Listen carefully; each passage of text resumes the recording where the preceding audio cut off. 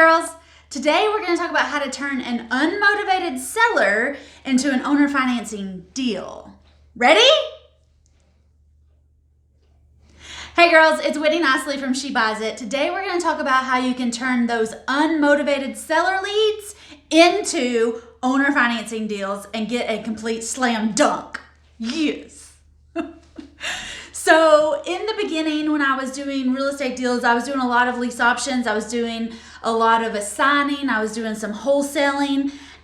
I was in real estate investing full time for over a year before I got my first owner financing deal. It came in February of 2015 and I was thrilled. This gentleman had actually been in my first set of yellow letters that I sent out. So in the very beginning, I was sending out yellow letters to absentee homeowners and saying, hey, you want to sell your house? And this dude never called me back, but I was sending like 100 of these letters every single week. So there was lots of people that weren't calling me back. And there were some people calling me back that I wish were not calling me back, but they were calling me back and cussing me out, but that was a different day. So in February of 14, I sent out some yellow letters and this dude got one. But he didn't call me until February of 2015. All right, so when I tell you that you need to start telling yourself you're a successful real estate investor now, I mean, you got to start saying that to yourself now, because a year from now, you will be a year from now, you will be a super successful real estate investor. So do me a favor and do yourself a favor. Down there in the comments, type it in. I am a successful real estate investor now. I want you to go ahead and say now. Whether you've done a lot of deals or you've done no deals.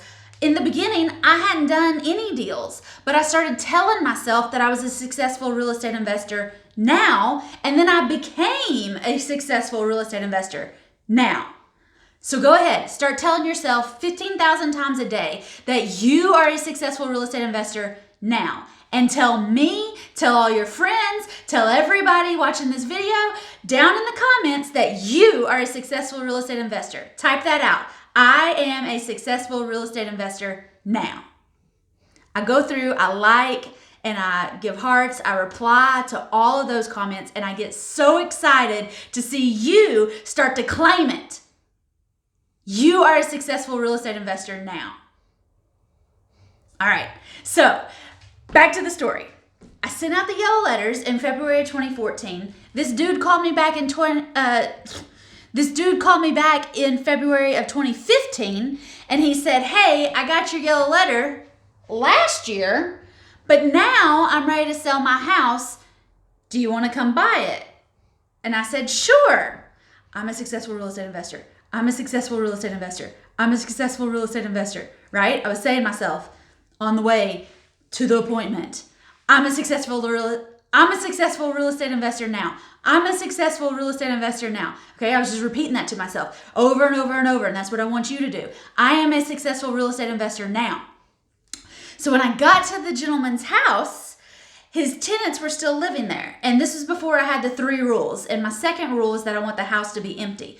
First rule is I don't want anybody behind on payments. Second rule is I want the house to be empty. And third rule is I don't want any other real estate agents. I almost said investors. I don't want any other real estate agents involved. I'm the broker for Whitney Buys Houses, but I don't do regular real estate and chase the clear to close and jump through all those hoops and go to the circus. Okay, I don't do that. I buy houses. I just got a license. You don't need a license though. In fact, if you want to learn how to buy houses without banks or a license, go to getyourfirstdeal.com, and I've got a free masterclass. I've got a totally free training where I will show you how you can make big bucks super duper fast by doing these real estate deals, by doing these creative financing deals, by getting these owner financed houses. All right, you can do this. Go to getyourfirstdeal.com. I think there's a link down there in the comments too. Getyourfirstdeal.com. Okay? So I was on my way to the seller's house and I was repeating to myself, I am a successful real estate investor now, which is what I want you to do. When I got to the house, I was looking around the house. This guy had his tenant that was still living there, but she was at work. So we were looking at the house, and I told him that I would buy the house, but she had to be gone. The tenant had to be moved out because I buy houses that are empty. That's my second rule. And by talking to this gentleman, I found out that he is a successful real estate investor also. But his main thing is he buys condos, and his honey hole is in Myrtle Beach. All right. And a honey hole is where we go to make the money, honey. There's another video on how to get a honey hole so that you can start to find your honey hole. But it's where you are investing so you can be a big fish in a small pond. So you can make that money, honey. So you can feel like you're actually achieving something and you're becoming a big deal because you're a successful real estate investor. Well, this dude had been buying condos in Myrtle Beach and putting them out on a vacation rental program. And I can teach you how to do vacation rentals also. It's super fun. But he was doing that, and that was his gig, and that's how he was making passive income. He had a daughter who wanted to go to Carson Newman University in Jefferson City. So since he was a real estate investor, and since he was a successful real estate investor, just like you, he bought her a house. When she went as a freshman, he bought her a house. She lived there. She had some roommates, some of her girlfriends that were on the team with her or something. I think she played volleyball, maybe track. I don't know. And all these girls were living in the house, and it was cool because her roommates, her teammates, were paying him back for his investment, and he didn't have to pay out for somebody else while she was renting a room in their house, right? So he's a real estate investor. That's what he does. He buys houses. But he bought this house outside of his honey hole. After his daughter graduated, he rented the house to her teammates for a couple years, and then the recession happened, and then he just stuck a tenant in it because even though he was, going through the recession with the rest of us, he still had all these vacation rental condos in Myrtle Beach, and they were making a bunch of money. So he just didn't really pay attention to this house out in Jefferson City. And then as, his daughter was gone and he didn't know the teammates anymore, he just decided to put the house up for regular rent. And this, he had a series of renters and tenants in the house until he just decided, you know what? This woman that's living in this house, she's put in her notice that she's going to move. And he said, I've got all this stuff going on in Myrtle Beach. I really need to focus my attention on Myrtle Beach. I got this one dinky little house in Jefferson City, Tennessee, and this Whitney girl wrote me a letter and said she wants to buy it. I think I'll sell it to her. Okay, but I sent him the letter, and it took him a year for all of that to happen, for his tenant to say she was moving out, for his daughter to say she definitely wasn't coming back to Jefferson City, and for him to say, I don't want to be dealing with this one house. I want to go to Myrtle Beach and focus on the properties that bring me the big bucks instead of this $800 a month house in Tennessee. So that was the conversation that we had in the kitchen. And that's how I found out that he was a successful real estate investor. He also let me know that he paid cash for the house when his daughter was going to school and using the house.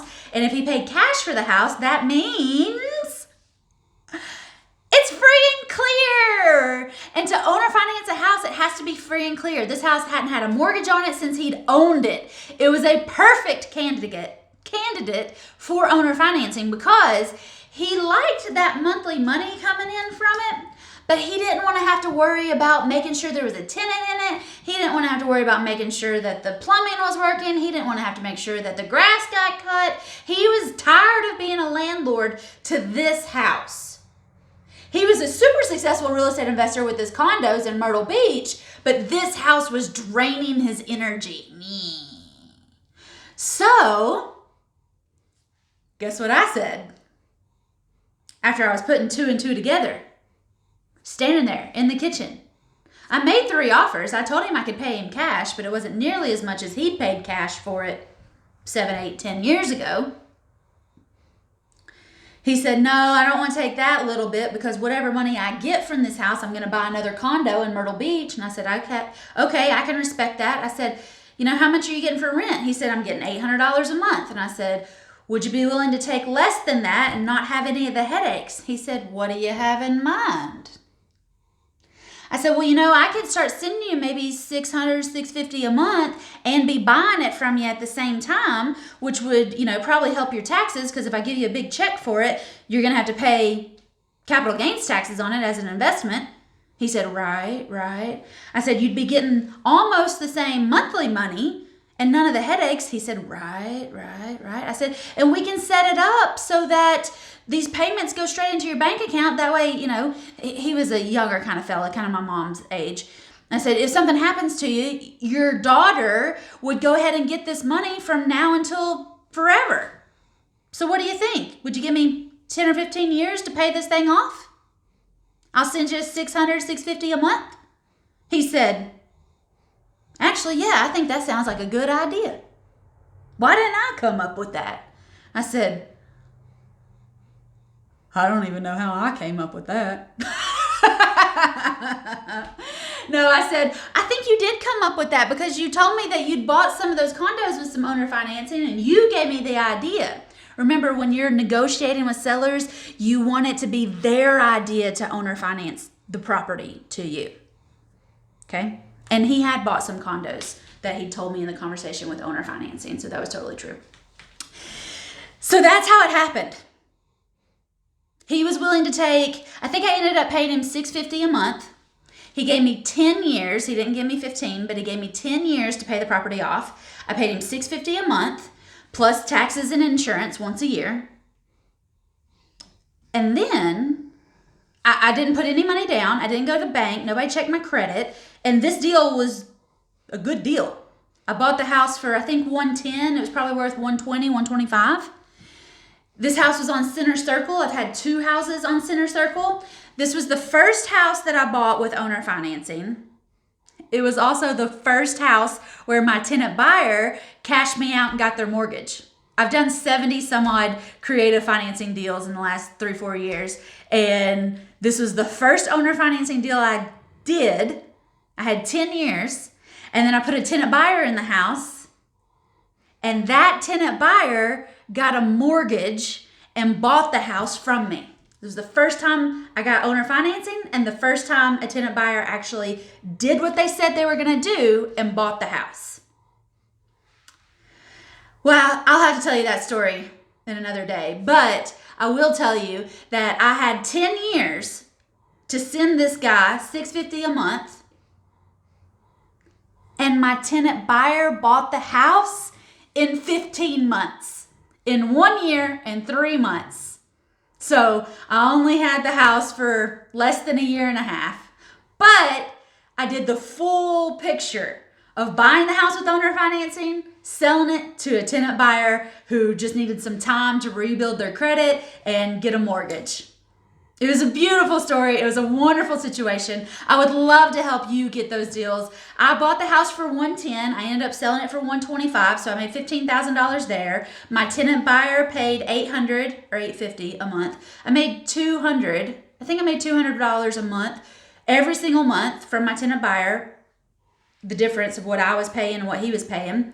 He gave me $8,000 to move in, and then I got the difference of $15,000. So it was about a $23,000, $25,000 deal that I made in 15 months just because I knew how to turn an unmotivated seller into an owner financing deal.